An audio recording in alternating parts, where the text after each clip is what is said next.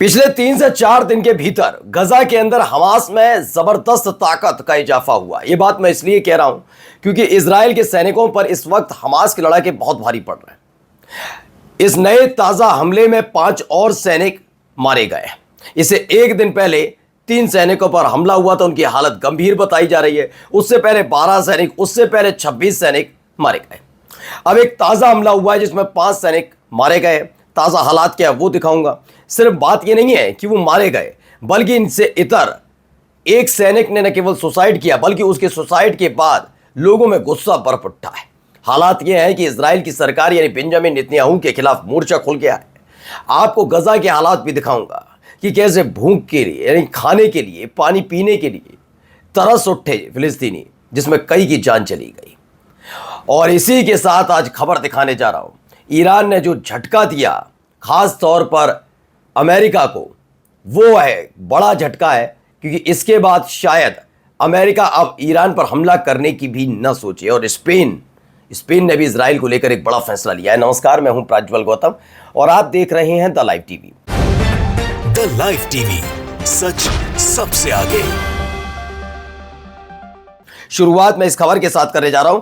Heavy clashes reported in Khan Younis, दक्षिणी Gaza में कि खान यूनिस में एक भारी झड़प हुई है, भयंकर झड़प हुई। इसमें हमास फाइटर्स के बीच यानी हमास के लड़ाके और दूसरी तरफ इजराइल के सैनिक थे। दोनों के बीच ये लगातार हमला होता रहा।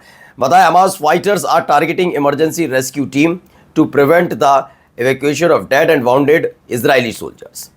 दरअसल आपको मालूम ही है कि जिस तरह से लगातार हमले हो रहे हैं इजराइल के सैनिकों पर, वहां मरने वालों की तादाद, इजरायली सैनिकों के मरने वालों की तादाद बहुत बढ़ चुकी है। ऐसे में क्या होता है, जैसे ही ये खबर पहुंचती है इजराइल तक, वहां से हेलीकॉप्टर जो होते हैं, मिलिट्री हेलीकॉप्टर्स भेजे जाते हैं, जिससे जो घायल और मरे हुए इजरायली सैनिक हैं उनको लाया जा सके। ऐसे ही एक ऑपरेशन चलाया जा रहा था जिसमें घायल इजरायली सैनिकों को ला रहे थे। इस पर नज़र पहले से ही हमास के लड़ाकों की थी। उन्होंने तुरंत घात लगाकर बैठे रहे। खबर यह है कि जैसे ही वहां पर रेस्क्यू ऑपरेशन शुरू हुआ कि और इजरायली सैनिक आए, उस तभी फिर से हमला कर दिया, जिसमें 5 इजरायली सैनिकों की मौत हो गई। ये देखिए, ठीक है। अगली खबर देखिए, breaking, a major ambush in Gaza killing 5 Israeli soldiers according to initial report. ये खान यूनिस में हुआ है। इजरायली मिलिट्री और फिलिस्तीनी रेसिस्टेंस यानी कि फिलिस्तीनी लड़ाकों के बीच ये जबरदस्त भयंकर क्लैश हुआ। इसमें बताया इजरायली सेटलर्स जो है Telegram page are posting request for prayer and suggesting a major catastrophe for their forces. बताया जा रहा है कि मैं बता रहा हूं, पिछले 3 से 4 दिन को आप देखेंगे तो भारी नुकसान हुआ है। तकरीबन 100 इजरायली सैनिक अब तक ढेर हो गए। इस तरह की खबरें निकल कर आ रही है। अगर 3 से 4 दिन यानी 72 घंटे भी लगाएंगे तो 72 घंटे में 100 सैनिक मारे गए। इतना जबरदस्त नुकसान इजराइल को फिलहाल हो रहा है। अब आइए एक और खबर देखिए। ये वही सैनिक हैं जिनके बारे में बताया गया। ये वो तमाम सैनिक वहाँ पर मौजूद थे। ये उससे पहले की तस्वीर बताई जा रही है कि जिस वक्त ये हमला हुआ उससे पहले की थोड़ी देर पहले इन्होंने सेल्फी ली थी और सेल्फी लेने के फ़ौरन बाद ही इन पर एक ज़बरदस्त हमला होता है जिसमें से 5 सैनिक मारे जाते हैं। गजा के अंदर की तस्वीर थी। अब आइए एक और रिपोर्ट निकल कर आई, पहले वो रिपोर्ट सुनिए क्या है। Another Israeli soldier who had served in Gaza has reportedly committed suicide. The soldier belonged to the Golani Brigade. According to Israeli media, he killed himself at the state Timam base after returning from Gaza to attend a training course. Since October 2023, suicide. तो अब देखिए एक और खबर निकल कर आई। एक और जो इजरायली सैनिक है उसने सुसाइड कर लिया। खबर है प्रेस टीवी की। An Israeli soldier reportedly committed suicide after returning from Gaza, highlighting a rising mental health crisis among Israeli soldiers. दरअसल दिक्कत क्या है कि अवसाद में आ गए। अभी 3 से 4 दिन पहले एक खबर आई थी। डैनियल इदरी नाम का एक सैनिक था इजराइल का। डैनियल इदरी ने पहले अपने एक चिट्ठी लिखी अपने नमा के नाम पर, जो गजा और लेबनान में तैनात रह चुका था, कि उसे हर वक्त लाशों की बदबू आती है, वो सहन नहीं कर पा रहा। और उसके बाद उसने अपनी गाड़ी में बंद होकर आग लगा ली और मर गया। वो सुसाइड कर लिया। अब ऐसे ही हालात है। एक व्यक्ति और लौटा था, एक और सैनिक गजा से वापस लौटा था अपने घर लौटा और उसने सुसाइड कर लिया। या तो वो सुसाइड कर रहे हैं या फिर अपने ही समाज के लिए खतरा पैदा हो रहा है, उन्हें अपने ही लोगों में दुश्मन नजर आते हैं, उन पर गोलियां चला देते हैं। ऐसे हालात इजराइल में सैनिकों के बने हुए हैं। आइए एक और खबर देखिए। गजा में भोजन की प्रतीक्षा करते समय 2 महिलाओं और 8 बच्चों सहित 15 फिलिस्तीनी शहीद हो गए। इन पर किसी ने बम नहीं गिराया, इन पर किसी ने गोली नहीं चलाई। ये नरसंहार का वो सबसे घिनौना चेहरा है जिस घिनौने चेहरे के आगे इंसानियत दम तोड़ देती है। एक होता है दुश्मन और एक होती है घिनौनापन। तो ये घिनौनेपन की इंतहा है दोस्तों, जिसमें खाने का इंतजार कर रहे थे, 2 महिलाओं की मौत हो जाती है, 8 बच्चों सहित 15 फिलिस्तीनी मारे जाते हैं। अब शहीद होते हैं। देखिए एक और तस्वीर जरा देखिए, इजराइल ईरान ने कैसे अमेरिका को नुकसान पहुंचाया, इसमें बताया गया, पूरा मैं समझाता जाऊंगा आपको। ये समझ रहे होंगे किसी ना किसी का ये सैटेलाइट इमेज है। जी हाँ, बिल्कुल सही कह रहे हैं, सैटेलाइट इमेज है। ये रेडूम है, ये प्राइमरी कम्युनिकेशन होता है, ये अमेरिका का मिलिट्री बेस है कतर में। उसे कैसे नुकसान पहुंचा है जरा इसे समझिए। जब मैंने आपको बताया था कि कतर के में मिलिट्री बेस पर हमला किया, उस समय मैंने कहा था उसे भारी नुकसान हुआ, इसीलिए कतर ने कहा है कि अब आप अपना सामान समेटिए, चले जाइए। देखिए भारी नुकसान हुआ, उसकी कुछ तस्वीरें निकल कर सामने आई। पहले सैटेलाइट की इमेज निकल कर आई और उसके बाद इसकी पुष्टि करती हुई कई तस्वीरें भी निकल कर सामने आई है। यानी इसी बात से बौखलाए हुए क्या कहते हैं बेंजामिन डोनाल्ड ट्रंप।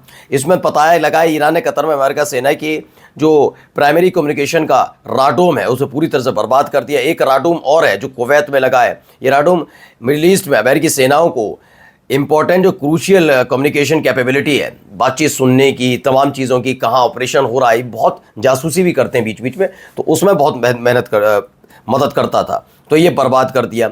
अब इसके बिना क्या और मेहनत कर पाएंगे समझ में नहीं आता। लेकिन एक और कुवैत में लगा हुआ है अभी। अब आइए एक वीडियो अब निकल कर सामने आई, वीडियो देखते चलिए।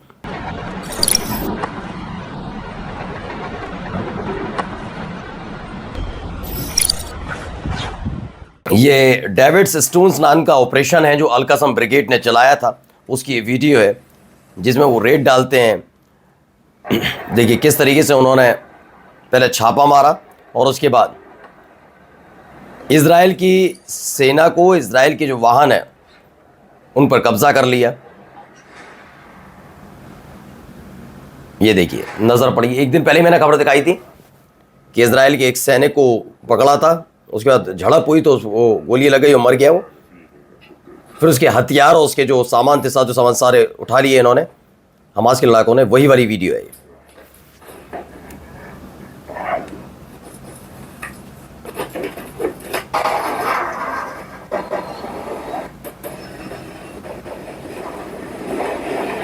देखिए D9 बुलडोजर काम कर रहा था तब तक।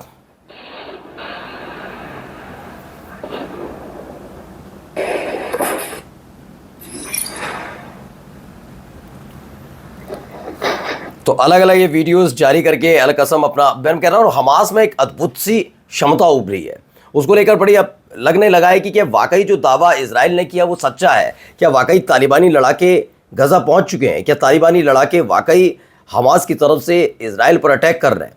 ये बहुत बड़ी खबर है दोस्तों, क्योंकि ये दावा किसी और ने नहीं, इजराइल ने किया था ये अपने आप पे। देखिए अब हमास की तरफ से एक बयान भी आया। हमास की तरफ से क्या कहा गया है? इन्होंने कहा युद्ध अपराधी है नेतन्याहू, उसका बयान है जिसमें उन्होंने इजराइल के बंदियों के परिवारों से कहा कि वो एक व्यापक समझौता अभी मुमकिन नहीं है।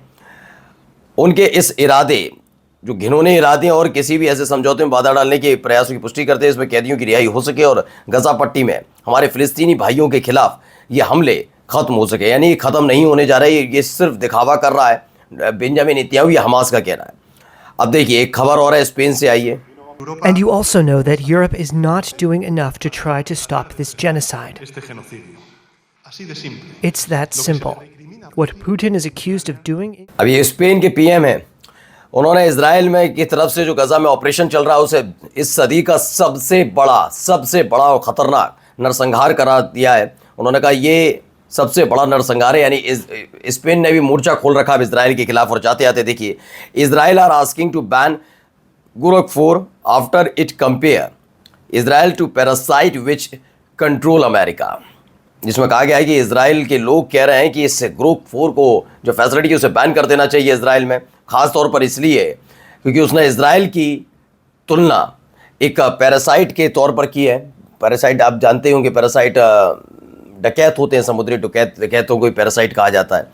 पैरासाइट के लिए किया विच कंट्रोल अमेरिका, जिसे अमेरिका कंट्रोल करता है। इस तरीके से फजियत हो रही है इसके बाद अब ये चाहते हैं इसे बंद कर दिया जाए। नमस्कार।